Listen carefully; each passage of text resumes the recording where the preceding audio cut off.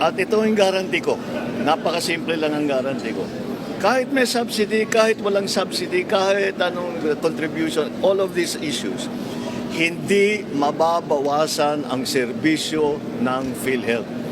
Hindi mababawasan ang bayad ng PhilHealth sa insurance claim. In fact, baliktad, padadamihin pa namin ang serbisyong ibibigay ng PhilHealth, palalakihin pa namin ang pagbayad sa insurance claims. So, I would like to just assure everybody, huwag niyong inaalala na mababawasan ang serbisyo kahit na kanino, para sa senior, para sa mga hirap, para sa middle class. Walang mababawasan kahit isang kusing. Quite the opposite.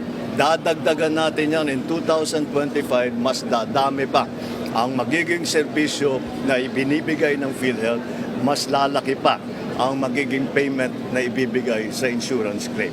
Kaya huwag po kayong mag-aalala, walang mawawala sa serbisyo ng PhilHealth.